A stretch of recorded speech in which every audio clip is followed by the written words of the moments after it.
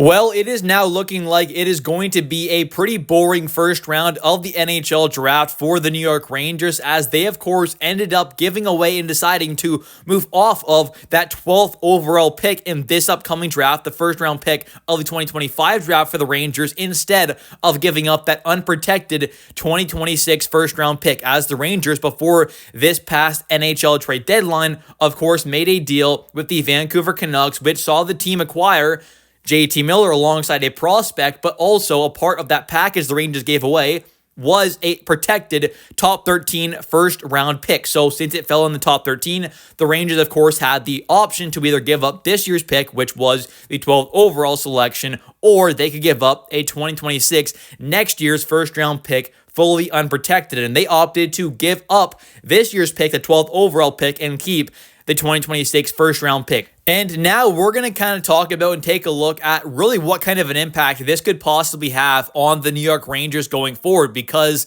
now that they don't have a first round pick in this year's draft, but they do going forward into 2026, for example, they have the option of making certain kind of moves now that they originally wouldn't have the ability of if they gave up that 2026 first round pick. So we'll talk a bit about that. And we're just going to kind of really dive into this whole situation here and kind of really take a look at the positives and negatives of this decision there by the New York Rangers. And first off here, we're going to take a look at one kind of positive now and a door that's kind of opened with the Rangers opting to keep their 2026 first round pick. They'll now have the ability to go out there and actually make an offer sheet happen. They really will with that first round pick in 2026. So having that ability now, I think, is quite nice. And there are going to be lots of talented RFAs available there to possibly offer sheet. There's going to be a few, I'd imagine, and one unfortunately did come off the board there in JJ Peterka. He was definitely one that was kind of heavily linked at moments to the Rangers there. He, of course, late Wednesday night got dealt over to the Utah Mammoth there in a package that saw Buffalo only get back Michael Kesselring, a decent kind of 25-year-old defenseman there, and also a solid prospect in Josh Doan there, Shane Doan's kid. But to me, that was a kind of really low kind of value deal for JJ Peterka. I was honestly quite surprised that that's only what he went for. So in my opinion, this is kind of disappointing there. That is one of the big kind of offer sheet targets or just trade targets in general for the Rangers that has come off the board now. But there are still some other great RFAs that are going to be, offer sheet eligible there. So I think that's a really nice thing there. There is a good kind of group of RFAs, but with JJ off the board there, that is kind of one of, if not the kind of top RFAs that would have been realistic kind of offer sheets for Rangers to make, who is now off the board. So that hurts things a little bit there, obviously, after making that decision there to keep the 2026 first round pick. But I think you really have to kind of weigh into effect there that it might not just be about the offer sheet route that the Rangers now have the ability to make there, which I think probably does have some kind of an impact on the decision made here. I think I'm sure, kind of want to possibly make some offer sheets there and have some guys in mind they might want to actually make offers for there. But I think another big thing, of course, is the draft class quality. Now, it is kind of known with this class there that after maybe the kind of, top 5, 6, 7 picks there, or especially even after the top kind of 4 or 5, the talent level does kind of drop off a decent bit there. So maybe the Rangers kind of scouts and Chris Drury in the front office and all those kind of guys there, maybe they're thinking that next year's class in 2026, which is kind of projected to be a very strong class, maybe they really think that, around that kind of pick 12 range, and even maybe around that kind of, late teens there to maybe early 20s range for next year's class, maybe isn't terribly far off. So that also could be a bit of a reason kind of why they ended up deciding to keep the 2026 first round pick. I can't imagine it would have just heavily kind of only been on the offer sheet kind of route there and them wanting to do that, because this is a much higher pick that I would guess the Rangers are going to have compared to next year, where I think this team is obviously going to bounce back there. They're more than likely going to be a playoff team. And with that being said, if they are, that pick is more than likely going to be in the late teens there, around that kind of 19 mark there, possibly 20 mark. So, you're going to be having a much later pick, obviously like 8, 9, 10, 11 kind of picks later in next year's draft compared to this year's draft. So there is a pretty big difference there. But if the kind of quality of prospect isn't that far off, and they obviously want to have that kind of flexibility of possibly making an offer sheet happen there if they want to, or have that extra first round pick, which, certain teams may value a little bit more, having an unprotected 2026 first round pick of the Rangers compared to a 12th overall pick there, or a prospect of that level there that they could have taken in this year's draft. So to me, it does make some sense there, because they are kind of, stringing along there, that kind of pick there to kind of keep that value going instead of, selecting a prospect at 12th overall that, many teams around the NHL might value a lot less than the 2026 unprotected first round pick of the Rangers. So if they wanted to, make some big moves happen later on this offseason or, heading into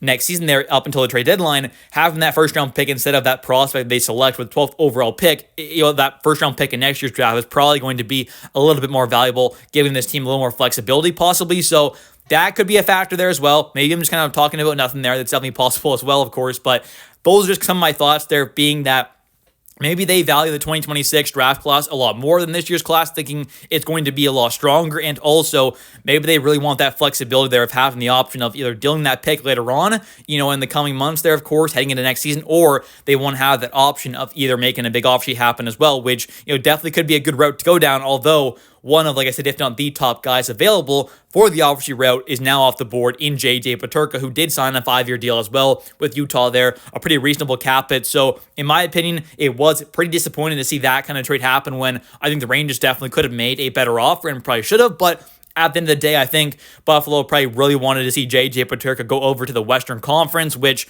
probably would have driven up the price a lot more for the Rangers. So that definitely could have been a factor as well. And right now, there still is kind of one big problem, though, if the Rangers do want to go down the offer sheet route.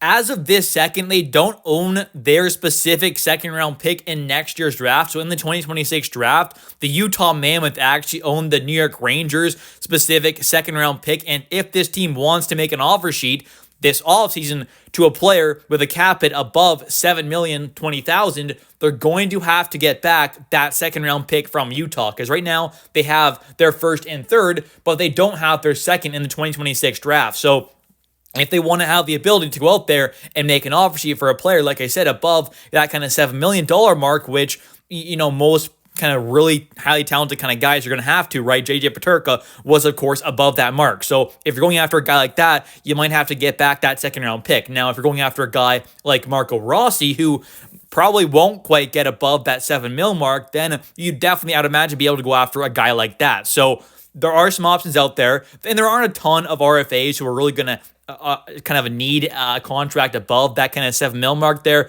There are a few kind of decent targets below that, but if they want to go after a really kind of high tier of kind of RFA, and there aren't a ton left, I'm going to be honest there at this point, after JJ Peterka did go off the board there. So I think after seeing this kind of trade there happen with Utah and the Rangers obviously kind of keeping that first round pick for the 2026 draft, if they did really want to go out there and make some offer sheets happen there, and especially had a guy like JJ Peterka in mind, this could have been a big kind of whoops there, I guess you could say, with them obviously kind of, keeping that 2026 first there, and then later on, not terribly long after that, we see this trade go down. So it is kind of unfortunate there. I think one of the top targets is obviously off the board now, but there are still some other really great names available.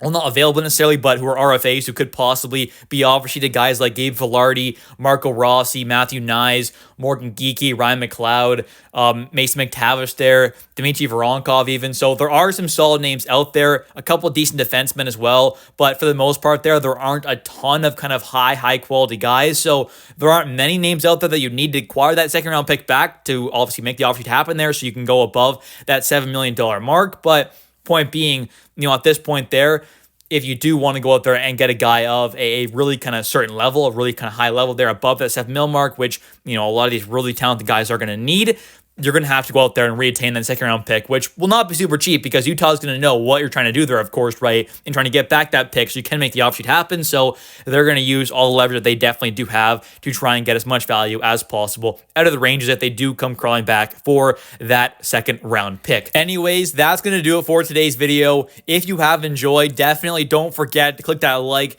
and subscribe button for daily New York Rangers content, as I do post every single day. And also, definitely don't forget to comment down below your thoughts on today's video. Do you like that the Rangers gave up that, pick in this year's draft coming up, the 12th overall selection? Would you rather them kept, this year's pick instead of next year's? Let me know your thoughts on that kind of decision there. And also, do you want to see them go out there and make an offer sheet happen for, a guy like maybe a Matthew Nyes or Gabe Vilardi or Marco Rossi? Let me know your thoughts on that in the comment section down below. And what do you think this team is going to do with that 2026 first? You think they're going to keep it, offer sheet, trade it in some other deal? Let me know your thoughts in the comment section down below. I'll catch you next one, and let's go Rangers.